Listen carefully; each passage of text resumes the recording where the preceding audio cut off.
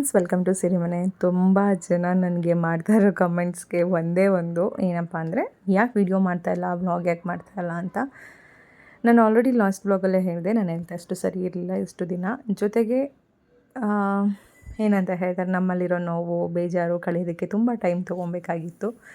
ಹಾಗೆ ಕೆಲಸನೂ ಕೂಡ ಹಾಗೆ ಜಾಸ್ತಿನೂ ಕೂಡ ಇತ್ತು. ಇದ್ರ ಮಧ್ಯದಲ್ಲಿ ಹಬ್ಬ ಎಲ್ಲನೂ ಕೂಡ ಮೇಂಟೈನ್ ಮಾಡಬೇಕಲ್ವ. ಆ ಮಧ್ಯದಲ್ಲಿ ಸ್ವಲ್ಪ ವೀಡಿಯೋ ಎಡಿಟಿಂಗ್ ಇದೆಲ್ಲನೂ ಕೂಡ ಲೇಟ್ ಆಯಿತು. ಇವತ್ತಿನ ಒಂದು ವ್ಲಾಗ್ ನೀವೇನು ನೋಡ್ತಿರೋದೆಲ್ಲ ಕಂಪ್ಲೀಟ್ ಒಂದು 3 ಡೇಸ್ ವ್ಲಾಗ್ ಆಗಿರುತ್ತೆ. ಸ್ವಲ್ಪ ಸ್ವಲ್ಪ ಕ್ಯಾಪ್ಚರ್ ಮಾಡಿರೋ ಅಂಥದ್ದು. ಇದು ಒಂದು ನಾಗರ ಪಂಚಮಿಯ ವ್ಲಾಗ್ ಆಗಿರುತ್ತೆ. ಪ್ರತಿ ವರ್ಷ ಮಿಸ್ ಮಾಡಿದೆ. ನಮ್ಮ ಮನೇಲಿ ಬೆಳಗ್ಗೆ ನಾವು ಹೋಗಿ ಪೂಜೆ ಮಾಡಿಕೊಂಡು ಹಾಲು ತುಪ್ಪ ಬಿಟ್ಟು ಬರುವಂಥದ್ದು. ಬಟ್ ಏನಂದರೆ ಹುತ್ತಕ್ಕೆ ಬಿಟ್ಟರೆ ಒಳ್ಳೆಯದು ಅಂತ ಹೇಳ್ತಾರೆ. ಆದರೆ ಇಲ್ಲೆಲ್ಲ ನಾವೆಲ್ಲ ಹುತ್ತ ಹೊಡ್ಕೊಂಡು ಹೋಗೋದು. ಈಗಂತೂ ಬರೋರೆಲ್ಲ ಒಬ್ಬರೂ ಕೂಡ ಒಂದು ಅರ್ಧ ಲೀಟ್ರು ಹಾಲು ಅಥವಾ 1 ಲೀಟ್ರು ಹಾಲು ತೊಗೊಂಬಂದು ಹಾಕ್ತಾ ಇರ್ತಾರೆ. ನನಗಂತೂ ನಿಜವಾಗ್ಲೂ ಅನಿಸುತ್ತೆ, ದೇವ್ರ ಮೇಲೆ ಭಕ್ತಿ ಇರಬೇಕು, ಹೌದು, ಇಲ್ಲ ಅಂತ ಹೇಳಲ್ಲ, ಪೂಜೆ ಮಾಡಬೇಕು, ಹೌದು. ಆದರೆ ನೀವು ಹಾಕೋ ಅಂಥ ಒಂದು ಹಾಲಾಗ್ಬೋದು, ಅಭಿಷೇಕ ಮಾಡೋದಂತಾಗ್ಬೋದು, ದೇವರಿಗೆ ಸಮರ್ಪಣೆ ಅಂದರೆ ಆಗಬೇಕು ಅಂದರೆ, ಸಮರ್ಪಣೆ ಮಾಡಬೇಕು ಅಂತಂದರೆ ಸ್ವಲ್ಪ ಸ್ವಲ್ಪ ಮಟ್ಟಿಗೆ ಮಾಡಿ. ಇನ್ನು ಉಳ್ದಿದ್ದನ್ನು ಯಾರಾದರೂ ಬಡವ್ರ ಮಕ್ಳುಗಳು ರೋಡ್ ಸೈಡಲ್ಲೆಲ್ಲ ಇರ್ತಾರಲ್ಲ, ಅವ್ರಿಗೊಂದು ಲೋಟ ಹಾಲು ಕಾಯಿಸಿ ಕೊಡಿ. ಅವರು ಹೊಟ್ಟೆ ತುಂಬ ಕುಡಿದ್ರೂ ಕೂಡ, ಅಥವಾ ಒಂದಿನ ಊಟ ಏನಾದರೂ ಕೊಡಿಸಿ, ಅದೇ ಅವರಿಗೆ ಕೊಟ್ಟರೆ ಅವರು ಹೊಟ್ಟೆ ತುಂಬಿದರೆ ಎಷ್ಟೋ ದೇವರಿಗೆ ತೃಪ್ತಿ ಆದಂಗೆ ಅನ್ನೋದು ನನ್ನ ಒಂದು ಅನಿಸಿಕೆ. ಬಟ್ ಸುಮಾರು ಜನ ಏನಂತಂದರೆ, ಹುತ್ತಕ್ಕೆ ತೊಗೊಂಡು ಹೋಗಿ ಹಾಲು ಹುಯ್ದು ಹುತ್ತನೇ ಕರಗೋಗ್ಬಿಟ್ಟಿದೆ. ಹಾಗಾಗಿ ಇವಾಗಂತೂ ಹುತ್ತ ಇರೋ ಕಡೆ ಎಲ್ಲ ಕಡೆ ಬಿಗಿ ಬಂದೋಬಸ್ತ್ ಮಾಡಿ ಲಾಕ್ ಮಾಡಿಬಿಟ್ಟಿದ್ದಾರೆ. ಅದಕ್ಕೆ ಇವಾಗ ನಾಗರ ಕಲ್ಲುಗಳಿಗೆ ನಾವು ಪೂಜೆ ಮಾಡಿಕೊಂಡು ಬರುವಂಥದ್ದು. ಊರ ಕಡೆ ಆದರೆ ಪ್ರತಿಯೊಂದು ತೋಟದಲ್ಲೂ ಹೊಲದಲ್ಲೂ ಹುತ್ತಗಳಿರುತ್ತೆ. ಹಾಗಾಗಿ ಎಲ್ಲ ಹುತ್ತಕ್ಕೆ ಪೂಜೆ ಮಾಡ್ತಾರೆ. ಆದರೆ ನಾನೀಗ ಸುಮಾರು ಒಂದು 3 ವರ್ಷದಿಂದನೂ ಕೂಡ ಹುತ್ತ ನನಗೆ ಸಿಗ್ತಾಯಿಲ್ಲ ಎಲ್ಲೂ ಕೂಡ. ಯಾಕಂದರೆ ಬೆಂಗಳೂರಲ್ಲಿ ನಾವು ಪೂಜೆ ಮಾಡೋ ಪ್ರತಿಯೊಂದು ದೇವಸ್ಥಾನಗಳಲ್ಲಿ ಹೋಗಿ ನೋಡಿದ್ರು ಎಲ್ಲ ಕಡೆನೂ ಹುತ್ತ ಕರಗು ಹೋಗಿಬಿಟ್ಟು ನೆಲಸಮವಾಗಿ ಅಂದರೆ ನಾರ್ಮಲಾಗಿ ನೆಲಸಮ ಆಗಿಬಿಟ್ಟಿದೆ.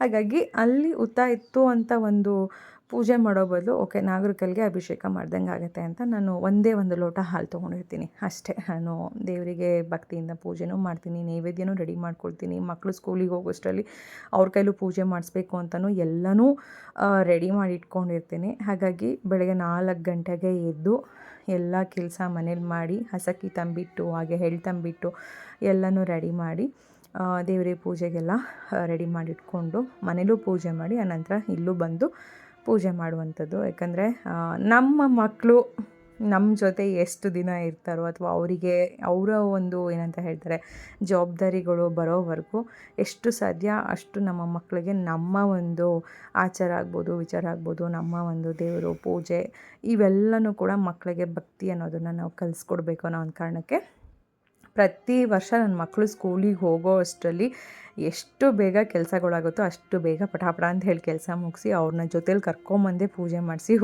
ಕರ್ಕೊಂಡು ಹೋಗೋವಂಥದ್ದು.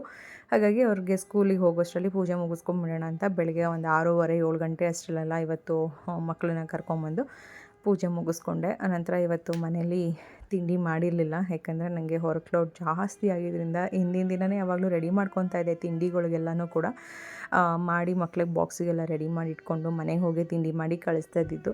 ಬಟ್ ಇತ್ತೀಚೆಗೆ ಕೆಲಸಗಳು ಜಾಸ್ತಿ ಆಗಿದೆ, ನನಗೂ ಕೂಡ ಶಕ್ತಿ ಅಷ್ಟು ಇಲ್ಲ, ಮೊದಲು ಇದ್ದಷ್ಟು ಎನರ್ಜಿನೂ ಕೂಡ ಇಲ್ಲ. ಹಾಗಾಗಿ ಬ್ರೇಕ್ಫಾಸ್ಟ್ನ ಹೋಟ್ಲಲ್ಲೇ ಮಕ್ಕಳಿಗೆಲ್ಲ ತಿನ್ನಿಸ್ಕೊಂಡು ಆನಂತರ ಬಾಕ್ಸಿಗೂ ಹೋಟ್ಲಲ್ಲೇ ಪ್ಯಾಕ್ ಮಾಡಿ ಅವ್ರನ್ನ ಕಳಿಸಿ ಅದರ ನೆಕ್ಸ್ಟ್ ಡೇ ಅಪ್ಪಂದು ಪೂಜೆನೂ ಕೂಡ ಇತ್ತು. ನಾವು ನಮ್ಮ ತಂದೆನ ಕಳ್ಕೊಂಡು 3 ತಿಂಗಳು ತುಂಬ್ತಾ ಬಂತು. ಒಂಥರ ಹೇಗೆ ಅಂದರೆ ಕೆಲವೊಂದು ಹೇಳೋದಕ್ಕೂ ನನಗೆ ಮಾತಾಡೋಕ್ಕೂ ಮಾತೇ ಬರೋದಿಲ್ಲ. Hi friends, welcome to Sirimane. ಹಬ್ಬದ ಪ್ರಿಪ್ರೇಷನ್ ಬ್ಲಾಗ್. ಈಗ ರವೆ ಉಂಡೆ ಮಾಡ್ತಾ ಇದ್ದಾರೆ ನಮ್ಮಮ್ಮ.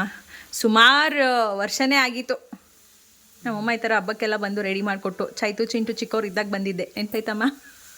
ಅವ್ರು ಚಿಕ್ಕ ಮಕ್ಕಳಿದ್ದಾಗ ಬಂದು ಮಾಡಿಕೊಟ್ಟಿದ್ದು ಬಿಟ್ಟರೆ ಆಮೇಲೆ ನಾನೇ ಮಾಡ್ಕೊತಾ ಇದ್ದೆ ಮಕ್ಕಳು ದೊಡ್ಡವರಾದ್ಮೇಲೆ. ಇವಾಗ ಹೆವಿ ಕೆಲಸ ವರ್ಕ್ ಜಾಸ್ತಿ ಆಗೋಗಿದೆ.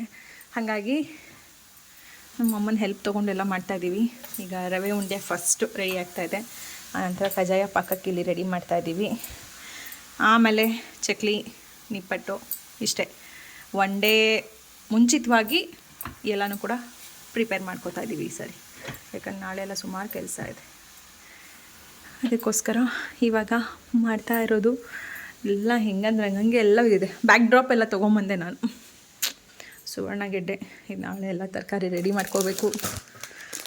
ಸರಿ, ಬ್ಯಾಕ್ ಡ್ರಾಪ್ ಹಾಕ್ತಾಯಿದ್ದೀನಿ. ಇದು ತೊಗೊಂಡಿದ್ದೀನಿ ಬ್ಯಾಕ್ ಡ್ರಾಪ್ಗೆ. ಎಲ್ಲನೂ ರೆಡಿ ಮಾಡಿದ್ದೀನಿ ನೆನ್ನೆ.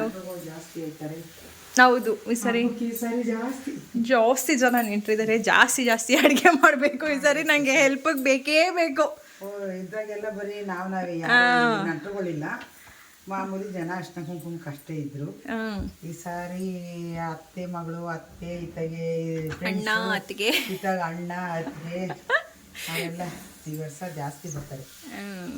ಹಾಗಾಗಿ ಕೆಲಸನೂ ಜಾಸ್ತಿ ಇದೆ, ಜಾಸ್ತಿ ಮಾಡ್ಕೋಬೇಕು. ಓಕೆ, ಈಗ 1 by 1 ಪ್ರಿಪ್ರೇಷನ್ ಮಾಡ್ಕೋಬೇಕು. ಈ ವರ್ಷ ಹಬ್ಬದ ತಯಾರಿ ಒಂದು ದಿನ ಮುಂಚಿತವಾಗಲೇ ಶುರು ಮಾಡಿದ್ದೀನಿ. ಯಾವಾಗಲೂ ಶುಕ್ರವಾರ ಹಬ್ಬ ಅಂದರೆ ನಾನು ಗುರುವಾರ ನೈವೇದ್ಯಕ್ಕೆಲ್ಲ ರೆಡಿ ಮಾಡ್ಕೊಳ್ತಾ ಇದ್ದೆ. ಬಟ್ ಇವಾಗ ಹೆಂಗಾಗಿದೆ ಅಂದರೆ ಎಷ್ಟು ಫೋನ್ ಕಾಲ್ಸು, ಮೆಸೇಜು ಮತ್ತು ಸುಮಾರು ಹಬ್ಬದ ಕೆಲವೊಂದು ತಯಾರಿಗಳು ಮಾಡೋದು ನನ್ನ ಕೈಲಿ ಆಗ್ತಾ ಇರಲಿಲ್ಲ. ಯಾಕಂದರೆ ಅಷ್ಟು ಕೆಲಸ, ವರ್ಕ್ಲೋಡ್ ಜಾಸ್ತಿ ಆಗಿತ್ತು. ಮತ್ತು 1 ಡೇ ಪೋರ್ಟರ್ ಸರ್ವಿಸ್ ಮಾಡುವಂಥದ್ದು ಸ್ಟ್ಯಾಂಡೆಲ್ಲ ಒಪ್ಕೊಂಬಿಟ್ಟಿದ್ದೆ, ಅದೆಲ್ಲ ಕಳಿಸ್ಬೇಕಾಗಿತ್ತು. ಇದು ಎಲ್ಲಾದರೂ ಮಧ್ಯದಲ್ಲಿ ನನಗೆ ಟೈಮೇ ಸಿಗ್ತಾ ಇರಲಿಲ್ಲ ಹಬ್ಬಕ್ಕೆ ರೆಡಿ ಮಾಡ್ಕೊಳ್ಳೋದಕ್ಕೆ. ಅದಕ್ಕೇನು ಮಾಡಿದೆ, ಪ್ರತಿ ವರ್ಷ ಹಿಂದಿನ ದಿನ ಮಾಡ್ತಿದ್ದೆ, ಬಟ್ ಈ ಸರಿ ಒಂದಿನ ಮುಂಚಿತವಾಗಿ ರೆಡಿ ಮಾಡಿಕೊಂಡೆ. ನಮ್ಮ ಅಮ್ಮಂಗೆ ಬಾಣ್ಲಿಲಿ ಮುದ್ದೆ ಮಾಡೋಕ್ಕೆ ಬರಲ್ಲ, ನಮಗೆ ತಪ್ಪಲೆಲಿ ಮುದ್ದೆ ಮಾಡೋಕ್ಕೆ ಬರಲ್ಲ.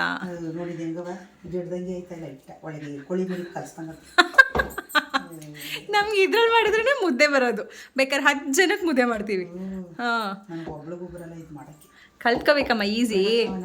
ನಾವು ಅಮ್ಮಂಗೆ ತಪ್ಪಲೆಲ್ಲೇ ಜಡ್ದು ಚೆನ್ನಾಗಿ ಓಣಿಸ್ತೀವಿ. ಇದು ಇನ್ನೇನು ಇದು ನೋಡಿ ನಿಮ್ಗೆ ಬರೋದಿಲ್ಲ ಬಿಡು, ಅದಕ್ಕೆ ಹೆಂಗೆ ಅನ್ನೋದು ಅಮ್ಮ. ಈಗ ಊಟ ಮಾಡಿಬಿಟ್ಟು ನೆಕ್ಸ್ಟ್ ನಮ್ಮ ಕೆಲಸ ನಾವು ನೋಡ್ತೀವಿ. ಈಗ ಮುದ್ದೆ ಪಾಪ ನಮ್ಮಮ್ಮ ಕಷ್ಟಪಡ್ತೀನಿ ಮುದ್ದೆ ತಿರ್ಗಿ ನಾನು ಮಾಡ್ತೀನಿ ಅಂದರೂ ಕೇಳ್ತಾ ಇಲ್ಲ. ನಿಂಗೆ ಬರಲ್ಲ ಬಾಮ್ಮ ಮಾಡ್ತೀನಿ ಅಂದರು, ಇಲ್ಲ ನಾನೇ ಮಾಡ್ತೀನಿ ಅಂತವ್ರೆ. ಹಂಗೆ ತಾನೇ ನೀವು ಮಾಡೋದು. ನಾವು ಚೂರು ತೊಗೊಂಡು ಹಿಂಗೆ ಅಂದ್ಬಿಟ್ಟು ತೊಗೋತೀವಿ, ಪೂರ್ತಿ ಇದು ಮಾಡಲ್ಲ. ಸ್ವಲ್ಪ ಎತ್ಕೊಂಡು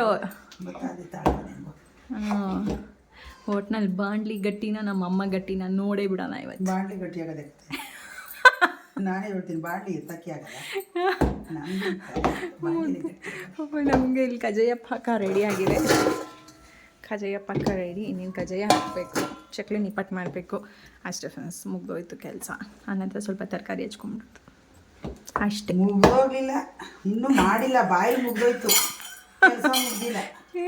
ಬಾಯಲ್ಲಿ ಮುಗ್ದೋಯ್ತದೆ, ಮಾತಾಡಕ್ಕೆ ಮುಗ್ದೋಯ್ತದ. ಬಾಯಲ್ಲಿ ಮಾಡೋದಲ್ವ ಮೇನು, ಮಾಡೋದು ಎಲ್ಲ ಮಾಡ್ಬಿಟ್ಟು ಮುಗೀತು ಅನ್ಬೇಕು. ಅದು ಬಿಟ್ಬಿಟ್ಟು ಬಾಯಲ್ಲಿ ಇಷ್ಟು ಮಾಡ್ಬಿಟ್ಟು ಮುಗ್ದೋಯ್ತು ಅಂದರೆ ಇನ್ನೂ ಮಾಡೇ ಇಲ್ಲ.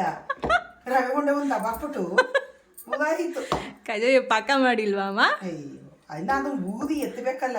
ಮಾಡೋದು ಎಷ್ಟೊತ್ತು ಆಯ್ತದ ಬಾಮ್ಮ, ಅದನ್ನೇ ಹೇಳ್ತಾ ಇರೋದು. ಮಾಡೋದು ಬಾಯಲ್ಲಿ ಮುಗ್ದೋಯ್ತು ಬಿಡೋ. ಇಬ್ಬರಿದ್ದೀವಿ ಬಾರಮ್ಮಮ್ಮ, ಬೇಗ ಆಗತ್ತೆ. ಈಗ ಬಿಸಿಯಾಗಿ ಮುದ್ದೆ, ಉಪ್ಸಾರು, ಪಲ್ಯ ತಿಂದು ಅಷ್ಟೇ ಮುದ್ದೆ ಕಟ್ಟೋದು. ಇವಾಗ ಕಟ್ಟಮ್ಮ. ನಮ್ಮಮ್ಮ ಮುದ್ದೆ ಮಾಡೋದು ಹೆಂಗೆ ಅಂತ ಹೇಳ್ಕೊಡ್ತಾ ಇದ್ದೀನಿ ನೋಡಿ. ಇಲ್ಲೇನಾ? ಅಲ್ಲೇ ನಮ್ಮದು ಒಂದೇ ಬರಲ್ಲ ಹಂಗೆ. ಹೆಂಗೆ ಬರ್ತಾ ಇಲ್ವೇನಮ್ಮ? ಇದಕ್ಕಿಂತ ಬೇಕೆ ನಮ್ಮ ಮುದ್ದೆ ನಿಂಗೆ?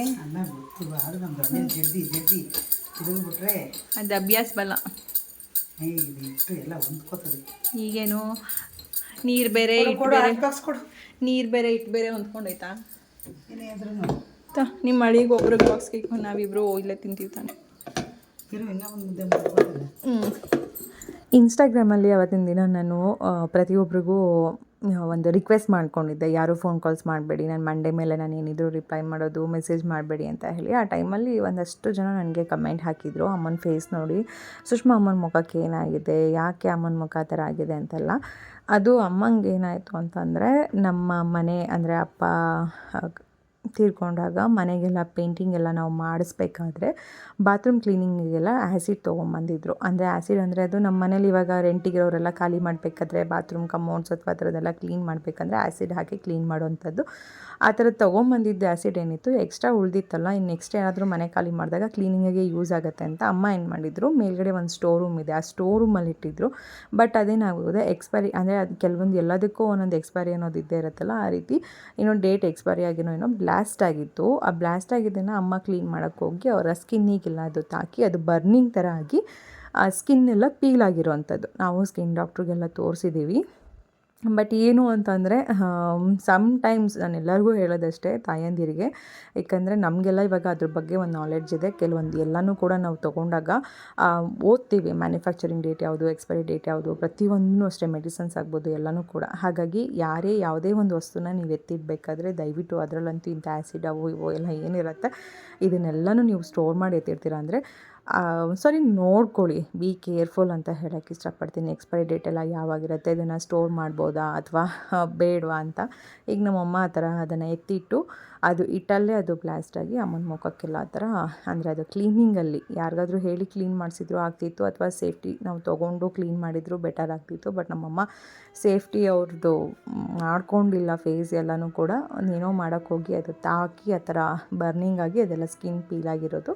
ಬಟ್ ಈಗ ರಿಕವರ್ ಆಗ್ತಾ ಇದೆ ಲೈಟಾಗಿ, ಅದೆಲ್ಲ ಕಲೆಗಳೆಲ್ಲ ಕಡಿಮೆ ಆಗ್ತಾ ಇದೆ ಅಷ್ಟೇ. ಅದನ್ನು ಸುಮಾರು ಜನ ಕೇಳಿದರೆ ಅದನ್ನು ಕ್ಲಾರಿಫೈ ಕೊಟ್ಟೆ ಅಷ್ಟೇ.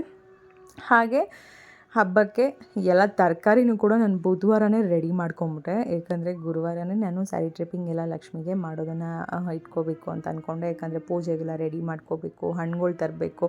ಅದಕ್ಕೆ ಏನು ಮಾಡಿದ್ದೆ, ನಾನು ಮಂಗಳವಾರನೇ ತರಕಾರಿ ಎಲ್ಲ ತೊಗೊಂಬಂದ್ಬಿಟ್ಟಿದ್ದೆ. ಅಮ್ಮ ಬುಧವಾರ ಬಂದು ನನಗೆ ಹೆಲ್ಪ್ ಮಾಡಿದ್ರು ತಿಂಡಿಗಳೆಲ್ಲ ಮಾಡ್ಕೊಳ್ಳೋದಕ್ಕೆ, ಜೊತೆಗೆ ತರಕಾರಿ ಎಲ್ಲ ಹಚ್ಚಿಟ್ಕೊಳ್ಳೋದಕ್ಕೆ. ಅಮ್ಮ ಇದ್ದಿದ್ದಕ್ಕೆ ನನಗೆ ಹೇಗೆ ಕೆಲಸ ಆಯಿತು ಮುಗೀತು ಅಂತಲೇ ನನಗೆ ಗೊತ್ತಾಗಿಲ್ಲ ಅಂತ ಹೇಳ್ಬೋದು. ಅಷ್ಟು ಬೇಗ ಫಟಾಫಟ್ ಅಂತೇಳಿ ಎಲ್ಲ ಕೆಲಸ ಮುಗ್ದೋಯ್ತು. ಆನಂತರ ಇದು ನೆಕ್ಸ್ಟ್ ಡೇ ಅಂದರೆ ಗುರುವಾರ ಇನ್ನು ಎಲ್ಲ ಬೆಳ್ಳಿ ಸಾಮಾನೆಲ್ಲ ಏನಿತ್ತು ಅದನ್ನೆಲ್ಲ ತೊಳೆದು ಕ್ಲೀನ್ ಮಾಡಿ ಇಟ್ಕೊಳ್ತಾ ಇದ್ದೀನಿ. Welcome back to preparation blog ಅನ್ಬೋದು. ಆಲ್ಮೋಸ್ಟ್ 3 ಡೇಸಿಂದ ಕಂಟಿನ್ಯೂಸ್ ಬ್ಲಾಗ್ ಮಾಡ್ತಾನೆ ಇದ್ದೀನಿ. ಹಬ್ಬದ ಪ್ರಿಪ್ರೇಷನ್ ನಡೀತಾನೆ ಇದೆ, ಎಷ್ಟು ಮಾಡಿದರೂ ಮುಗಿತಾ ಇಲ್ಲ. ನಾಳೆ ಬೆಳಗ್ಗೆ ಪೂಜೆ ಆಗೋವರೆಗೂ ನಮ್ಮಂತೂ ಹೆಣ್ಮಕ್ಳಿಗೆ ಒಂಥರ ಹೆಂಗೆ ಅಂದರೆ ಮನಸ್ಸಿಗೆ ತೃಪ್ತಿನೇ ಇರೋದಿಲ್ಲ. ಫೈನಲಿ ಇವಾಗ ನಮ್ಮ ಲಕ್ಷ್ಮೀ ಮುಖವಾಡ ರೆಡಿ ಆಯಿತು. ಸಕ್ಕತ್ತಾಗಿ ಕಾಣಿಸ್ತಾ ಇದೆ ಮಾತ್ರ, ನನಗಂತೂ ಒಂದೇ ದೃಷ್ಟಿ ಬಿಡುತ್ತೆ ಅನ್ನೋ ಥರ ಅನಿಸುತ್ತೆ ಫೀಲು. ಮುಖವಾಡ ರೆಡಿ ಮಾಡಿದ್ದಾಯಿತು. ಹಾಗೆ ದೇವ್ರ ಮನೆಯಲ್ಲೂ ಕೂಡ ಕಳಶನೂ ಎಲ್ಲ ರೆಡಿ ಮಾಡ್ಕೊಂಡ್ವಿ, ಅದನ್ನು ಆಯಿತು. ಜೊತೆಗೆ ಇಲ್ಲಿ ಬೆಳೆ ಸಾಮಾನೆಲ್ಲ ತೊಳೆದು ಎಲ್ಲ ರೆಡಿ ಮಾಡಿ ಇಟ್ಕೊಂಡಿದ್ದೀನಿ. ಇವತ್ತೇ ಆಲ್ಮೋಸ್ಟ್ ಆಲ್ ನಾನು ಪ್ರತಿ ವರ್ಷ ಯಾವಾಗಲೂ ಏನು ಅಂತಂದರೆ ಹಬ್ಬದ ದಿನವೇ ನಾನು ಸೀರೆ ಓಡಿಸೋದು. ಬಟ್ ಈಗೆಲ್ಲ ನಿಜವಾಗ್ಲೂ ನನ್ನ ಹೆಲ್ತ್ ಅಷ್ಟು ಚೆನ್ನಾಗಿಲ್ಲದೆ ಇರೋ ಕಾರಣಕ್ಕೆ ಹಿಂದಿನ ದಿನವೇ ಈಗೆಲ್ಲ ರೆಡಿ ಮಾಡ್ಕೊಂಡ್ಬಿಡ್ತಾ ಇದ್ದೀನಿ. ಬೆಳಗ್ಗೆಗೆ ಕಾಯಿ ಇಟ್ಟು ಮುಖವಾಡ ಇಟ್ಟು ಪೂಜೆ ಮಾಡ್ಕೊಳ್ಳೋಣ ಅಂತ. ಹಾಗಾಗಿ ಇವಾಗ ಕಲಶ ಸ್ಥಾಪನೆ ಮಾಡ್ಕೋಬೇಕು, ಏನೇನು ಹಾಕಬೇಕು ಅಂತ ಎಲ್ಲ ನೋಡಿ ಇವಾಗ ಸೀರೆ ಎಲ್ಲ ಉಡಿಸಿ ರೆಡಿ ಮಾಡ್ಕೊತೀನಿ. ಹೀಗೆ ನಡೀತಾ ಇದೆ ಹಬ್ಬದ ಪ್ರಿಪ್ರೇಷನ್. ಈಗ ಸೀರೆ, ಸುಮಾರು ಜನ ಸ್ಯಾರಿ ಕೇಳ್ತಿದ್ರಿ, ಒಂದು ನಿಮಿಷ ಸ್ಯಾರಿ ಬಗ್ಗೆ ಹೇಳ್ತಿದ್ದೀನಿ ಒಂಚೂರು. ಸುಷ್ಮಾ ಸ್ಯಾರಿ ಶಾಪಿಂಗ್ ಮಾಡಿದ್ರಾ ಅಂತ ಕೇಳ್ತಾ ಇದ್ರಿ. ಇಲ್ಲಿದೆ ನೋಡಿ ಸ್ಯಾರಿ ಶಾಪಿಂಗ್. ಈಗ ಏನು ಮಾಡ್ತಾ ಇದ್ದೀನಿ ಅಂದರೆ, ಮೇನ್ ಪ್ರಾಬ್ಲಮ್ ನಂದು ಸೀರೆ ಶಾಪಿಂಗ್ ಅಂತ ಹೋಗ್ತಾ ಇಲ್ಲ ಫ್ರೆಂಡ್ಸ್. ಸುಮಾರು ಜನ ನನಗೆ ಹಬ್ಬದ ವಿಡಿಯೋದಲ್ಲಿ ಕೇಳ್ತಾ ಇದ್ದಿದ್ದು ಒಂದೇ, ಸುಷ್ಮಾ ಸೀರೆ ಶಾಪಿಂಗ್ ಮಾಡಿದ್ರಾ, ಬ್ಲಾಗ್ ಹಾಕ್ಲೇ ಇಲ್ಲ ಅಂತ. ಈಗ ಲಾಸ್ಟ್ ಇಯರ್ನಿಂದ ನಾನು ಏನು ಮಾಡ್ತಾ ಇದ್ದೀನಿ ಅಂದರೆ, ಒಂದೊಂದೇ ಸೀರೆ ಅಂತ ನಾನು ಯಾವುದೇ ಕಾರಣಕ್ಕೂ ಸ್ಯಾರಿ ಶಾಪಿಂಗ್ ಹೋಗ್ತಾ ಇಲ್ಲ, ಅಥವಾ ಸೀರೆಗೆ ಅಂತಲೇ ನಾನು ನಿಜ ಹೋಗ್ತಾ ಇಲ್ಲ. ಯಾಕಂದರೆ ನಮಗೇನೋ ಹೋಗುತ್ತೆ, ಒಂದು ಹಬ್ಬ ಹತ್ರ ಇಟ್ಕೊಂಡು ನಾವು ಸೀರೆ ಶಾಪಿಂಗ್ ಹೋದರೆ ನಮ್ಮ ತಲೆಯಲ್ಲಿ ಫಿಕ್ಸ್ ಆಗಿರುತ್ತೆ, ಅಯ್ಯೋ ಹಬ್ಬ ಯಾವುದಾದ್ರೂ ಒಂದು ಸೀರೆ ತೊಗೊಂಬಿಡೋಣ. ಒಂದು 2-3 ಕಡೆ ಹುಡುಕ್ತೀವಿ, ನೋಡ್ತೀವಿ, ಏನಾದರೂ ಇಷ್ಟ ಆಗಿಲ್ಲ ಅಂದರೆ ಏನು ಮಾಡ್ತೀವಿ, ಯಾವುದೋ ಒಂದು ತೊಗೊಂಬಿಡೋಣ, ಇನ್ನು ನೆಕ್ಸ್ಟ್ ಇನ್ನೊಂದ್ಸರಿ ಯಾವಾಗಪ್ಪ ಈ ಜಾಗಕ್ಕೆ ಬರೋದು, ಯಾರಿಲ್ಲೆಲ್ಲ ಬಂದು ಹುಡುಕಾಡ್ತಾರೆ ಅಂತ ಹೇಳಿ. ಆಲ್ಮೋಸ್ಟ್ ಆಲ್ ಹೆಣ್ಮಕ್ಳು ನಾವು ಮಾಡೋದೇನು ಅಂದರೆ, ಹಬ್ಬದ ಹತ್ರದಲ್ಲಿ ಶಾಪಿಂಗ್ ಹೋಗ್ತೀವಿ, ನಮ್ಗೆ ಇಷ್ಟ ಆಗೋದು ಸಿಗೋದಿಲ್ಲ, ಆವಾಗ ಯಾವುದೋ ಒಂದು ಸಿಕ್ಕಿ ತೊಗೊಂಡ್ಬರ್ತಾ ಇರ್ತೀವಿ. ಜೊತೆಗೆ ಒಂದೇ ಸೀರೆ ಶಾಪಿಂಗ್ ಅಂತ ಹೋದರೆ ಗಂಟೆ ಮಾಡ್ತೀವಿ, ಅಥವಾ ಒಂದಿನ ಪೂರ್ತಿ ಮುಗಿಸ್ಬಿಡ್ತೀವಿ. ನಮ್ಮ ಮನೇಲೂ ಕೂಡ ಬೈತಾ ಇದ್ರು, ಸೀರೆ ಶಾಪಿಂಗ್ ಅಂತ ಯಾವಾಗಲೂ ಒಂದೊಂದು ಸೀರೆ ಪ್ರತಿ ವರ್ಷ ಹೋಗೋ ಬದಲು ಒಂದೇ ಸರಿ ಹೋಗಿ ನಿಂಗೆ ಏನು ಇಷ್ಟ ಆಗುತ್ತೋ, ನೀನು ಯಾವಾಗ ಫ್ರೀ ಇರ್ತೀವಿ ಅವಾಗ ತೊಗೊಂಬಂದ್ಬಿಡು ಅಂತ. ಹಾಗಾಗಿ ಲಾಸ್ಟ್ ಇಯರಿಂದನೂ ಕೂಡ ನಾನು ಅದಕ್ಕೆ ಸೀರೆ ಶಾಪಿಂಗ್ ಬ್ಲಾಗ್ ಮಾಡಿಲ್ಲ. ಯಾಕಂದರೆ ಆಲ್ಮೋಸ್ಟ್ ಆಲ್ 3 to 4 years ಬೇಕಾಗಿರೋ ಎಲ್ಲ ಸೀರೆಗಳು ತಂದಿಟ್ಕೊಂಡ್ಬಿಟ್ಟಿದ್ದೀನಿ. ಈಗ ನೀವು ಈ ಸೀರೆ ನೋಡಿದ್ರಿ, ಇದು ನಾನು ಈಗ ಲಕ್ಷ್ಮಿಗೆ ವಿಡಿಯೋಗೆ ಹೊಸ ಸೀರೆನೇ ಹಾಕಿದ್ದೆ. ಇದು ಒಂದು ಸ್ಯಾರಿ ಶಾಪಿಂಗ್ ಹೊಸ ಸೀರೆ. ಸುಮಾರು ಒಂದು 10-15 ರೇಷ್ಮೆ ಸೀರೆಗಳಿದೆ ನನ್ನ ಹತ್ರ, ಇನ್ನೂ ಬ್ಲೌಸ್ ಸ್ಟಿಚ್ ಮಾಡದೇ ಇರುವಂಥದ್ದು. ಹಾಗೆ ನಾನು ಹಬ್ಬಕ್ಕೆ ಅಂತಲೇ ಶಾಪಿಂಗ್ ಮಾಡಿಲ್ಲ, ಇದೆಲ್ಲನೂ ನಾನೀಗೆ ಯಾವಾಗ ಫ್ರೀ ಇದ್ದೀನಿ ಅಥವಾ ನಮ್ಮ ಮನೆಯವ್ರು ಯಾವಾಗ ಫ್ರೀ ಇರ್ತಾರೆ ಅವ್ರ ಜೊತೆ ಹೋಗಿ ಸ್ಯಾರಿ ಶಾಪಿಂಗ್ ಮಾಡ್ಕೊಂಡು ಬಂದಿರೋ ಅಂಥದ್ದು ಒಂದು ರೇಷ್ಮೆ ಸೀರೆ. ಇದು ಕಂಪ್ಲೀಟ್ ಫುಲ್ಲು ಜರಿ ಇರುವಂಥದ್ದು. ಈ ಕಲರ್ ಕಾಂಬಿನೇಷನ್ಸ್ ತುಂಬ ಇಷ್ಟ ಆಯಿತು ಅಂತ ಹೇಳಿ ಇದು ಒಂದು ತೊಗೊಂಡಿದ್ದೆ. ಲಾಸ್ಟ್ ಇಯರ್ ಒಂದು ಉಡ್ಸಿದ್ದೆ ನೋಡಿ, ಅದು ಒಂದು ತೊಗೊಂಡಿದ್ದೆ. ಅದ್ರ ಜೊತೆಗೆ ಇದೊಂದು ಇದು ಫುಲ್ ಸ್ಯಾರಿ ಪೂರ್ತಿ ಇದೇ ಥರನೇ ಇರೋದು, ಒಂಥರ ಪರ್ಪಲ್ಗೆ ಇದು ಬೇಬಿ ಪಿಂಕ್ ಆ ಟೈಪಲ್ಲಿ ಇರೋ ಥರದ್ದು ಸೀರೆ ತೊಗೊಂಡಿದ್ದೀನಿ. ಇದು ಒಂದಿದೆ. ಹಾಗೆ ಇದು ಮೈಸೂರಲ್ಲಿ ತಂದಿದ್ದು ನಾನು ಈ ಸೀರೆ, ರಸ್ಟ್ ಆರೆಂಜ್ಗೆ ಬ್ರೌನ್ ಕಲರ್. ಇದು ಒಂದು ಸೀರೆ ಹಾಗೆ ಇದೆ, ರೇಷ್ಮೆ ಸೀರೆ. ನಾನು ನಿಮ್ಗೆ ತೋರಿಸ್ತಾ ಇರೋದು ಇದಕ್ಕೋಸ್ಕರನೇ ನಾನು ಸೀರೆ ಶಾಪಿಂಗ್ ಹೋಗ್ತಾ ಇಲ್ಲ. ಸೀರೆ ಶಾಪಿಂಗ್ ವಿಡಿಯೋನು ಕೂಡ ನಾನು ಹಾಕ್ತಾ ಇಲ್ಲ. ಸುಮಾರು ಜನ ಸೀರೆ ಶಾಪಿಂಗ್ ವಿಡಿಯೋ ಹಾಕ್ತಿಲ್ಲ ಅಂತೀರಾ, ರೇಟ್ ಹೇಳಲಿಲ್ಲ ಅಂದರೂ ಬೇಜಾರು ಮಾಡ್ಕೋತೀರಾ, ಹೇಳಿದ್ರು ಕೆಲವೊಬ್ರು ವ್ಯಂಗ್ಯ ಮಾಡ್ತೀರಾ. ಬಟ್ ಏನು ಅಂತಂದರೆ ಕ್ವಾಲಿಟಿ ಮೇಲೆ ರೇಟ್ ಇರುತ್ತೆ. ನಿಮ್ಗೆ ಇದೇ ಥರ ಸೀರೆಗಳು ಕ್ವಾಲಿಟಿ ವೈಸಲ್ಲೂ ಕಡಿಮೆದು ಸಿಗುತ್ತೆ. ಬಟ್ ಪ್ಯೂರಿಟಿ ಏನಿದೆ ಅಲ್ಲ ಅದ್ರ ಮೇಲೆ ಡಿಪೆಂಡ್ ಸ್ಯಾರಿಗಳು. ಹಾಗಾಗಿ ಇದು ಒಂದು ಸೀರೆ. ಇಷ್ಟೆಲ್ಲ ಸೀರೆಗಳು ಇರೋದ್ರಿಂದ ನಾನಿವಾಗ ಸೀರೆ ಶಾಪಿಂಗ್ ಅಂತ ಹೋಗ್ತಾ ಇಲ್ಲ. ಈಗ ಸದ್ಯಕ್ಕೆ ಈ ವರ್ಷ ಈ ಸೀರೆ ಉಡ್ಸೋಣ ಅನ್ನೋ ಪ್ಲ್ಯಾನಿಂಗ್ ಇದೆ. ಈ ಸೀರೆ ಇನ್ನು ಮುಂದಿನ ವರ್ಷಕ್ಕೆ ನೋಡ್ಕೊಳ್ಳೋಣ ಯಾವ ಸೀರೆ ಉಡ್ಸೋದು ಅಂತ. ಹಾಗಾಗಿ ಈ ವರ್ಷ ಪಿಂಕ್ ಬೇಡ. ಪಿಂಕ್ ಅಂತಲೇ ನನ್ನ ಮಗಳು ಆಸೆ ಪಟ್ಟಿದ್ದು, ಅಮ್ಮ ಪಿಂಕ್ ಉಡ್ಸಿ ಅಂತ. ನನಗೇನೋ ಈ ರೆಡ್ ಅದು ಕಾಂಬಿನೇಷನ್ ತುಂಬ ಇಷ್ಟ ಆಗ್ತಾ ಇದೆ. ಹಾಗಾಗಿ ಈ ವರ್ಷ ಆ ಸೀರೆ ಉಡಿಸ್ತಾ ಇದ್ದೀನಿ. ಇವಾಗಲೇ ಸ್ಯಾರಿ ಎಲ್ಲ ಡ್ರೈಪ್ ಮಾಡಿ ನಮ್ಮ ಸ್ಟ್ಯಾಂಡ್ ನೋಡಿ ರೆಡಿಯಾಗಿ ನಿಂತಿದೆ. ರೆಡಿ ಮಾಡಿದ್ದೀವಿ. ಇವಾಗ ಫಟಾಫಟ್ ಅಂತೀನಿ ಬೇಗ ಬೇಗ ಸ್ಯಾರಿ ಡ್ರೈಪಿಂಗ್ ಮಾಡಿಟ್ಟು ನಾವು ಮಲ್ಕೊಳ್ಳೋಷ್ಟು ಸುಮಾರು 10-11 ಗಂಟೆನೇ ಆಗ್ಬೋದು. ಬೇಗ ಮಲಗಿ ಬೇಗ ಎದ್ದು ಬೇಗ ಬೇಗ ಪೂಜೆ ಮಾಡೋಣ ಅಂತ ಅಂದ್ಕೊಂಡಿದ್ದೀನಿ.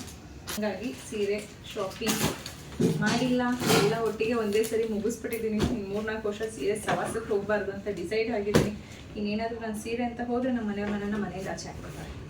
ಹಾಗಾಗಿ ಇನ್ನು ಸೀರೆ ವಿಚಾರಕ್ಕಾಗಲಿ ಸವಾಸಕ್ಕಾಗಲಿ ಹೋಗಲ್ಲ ಫ್ರೆಂಡ್ಸ್ ಅಷ್ಟೇ. ಹಾಗೆ ಬ್ಯಾಕ್ ಡ್ರಾಪು ಕೂಡ ತೊಗೊಂಬಂದೆ ಈ ಸರಿ. ಬ್ಯಾಕ್ ಡ್ರಾಪ್ ಹಾಕೋಣ ಅಂತ.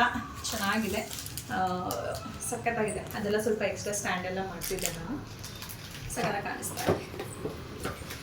ಓಕೆ, ಈಗ ಇದೆಲ್ಲ ಎತ್ತಿಟ್ಬಿಟ್ಟು ಚಿಂಟು ನಾವು ನೆಕ್ಸ್ಟು ಕೆಲಸ ಮಾಡೋಣ. ವ್ಲಾಗ್ ಹಾಕೋದು ಸ್ವಲ್ಪ ತಡ ಆಗ್ತಾ ಇದೆ, ಕ್ಷಮೆಯಲ್ಲಿ. ಬಟ್ ಎಷ್ಟು ಸಾಧ್ಯ ಅಷ್ಟು ವಿಡಿಯೋ ಕ್ಯಾಪ್ಚರ್ ಮಾಡಿ ಪ್ರತಿಯೊಂದು ನಿಮ್ಮ ಜೊತೆ ಶೇರ್ ಮಾಡ್ಕೊಳ್ಳೋದಕ್ಕೆ ನಾನು ಕೂಡ ಟ್ರೈ ಮಾಡ್ತಾ ಇದ್ದೀನಿ. ಆದಷ್ಟು ನಾರ್ಮಲ್ ಡೈಲಿ ವ್ಲಾಗ್ಸ್ ಎಲ್ಲನೂ ಕೂಡ ಇನ್ನು ಮುಂದೆ ಮಾಡ್ತಾ ಇರ್ತೀನಿ. ಇದಿಷ್ಟು ಸದ್ಯಕ್ಕೆ ಹಬ್ಬದ ಪ್ರಿಪ್ರೇಷನ್ ಹಿಂದಿನ ದಿನ ಎಲ್ಲ ಹೀಗೆಲ್ಲ ಆಯಿತು ನನ್ನ ಕೆಲಸ ಪ್ರಿಪ್ರೇಷನ್ ಎಲ್ಲನೂ ಕೂಡ ಶೇರ್ ಮಾಡಿಕೊಂಡೆ. ಹಾಗೆ ಸೀರೆನೂ ಕೂಡ ನಾನು ಲಕ್ಷ್ಮಿಗೆ ಸ್ಟ್ಯಾಂಡಿಗೆ ಹಿಂದಿನ ದಿನವೇ ಕಂಪ್ಲೀಟ್ ಸ್ಯಾರಿ ಎಲ್ಲನೂ ಕೂಡ ರೆಡಿ ಮಾಡಿ ಇಟ್ಬಿಟ್ಟೆ. ಯಾಕಂದರೆ ಈಗ ಶಕ್ತಿ ಇಲ್ಲ ಫ್ರೆಂಡ್ಸ್, ನಮಗೂ ವಯಸ್ಸಾಗ್ತಾ ಆಗ್ತಾ ಕೆಲಸ ಜಾಸ್ತಿ ಆಗ್ತಾ ಮೊದಲಿದ್ದಷ್ಟು ಹುಮ್ಮಸ್ಸು ಇಡೀ ದಿನ ಜಾಗರಣೆ ಇರೋದಕ್ಕೆಲ್ಲ ಸ್ವಲ್ಪ ಕಷ್ಟ ಆಗ್ತಿರೋದ್ರಿಂದ ಹಿಂದಿನ ದಿನವೇ ಎಲ್ಲ ರೆಡಿ ಮಾಡಿ ಇಟ್ಕೊಳ್ತಾ ಇದ್ದೆ.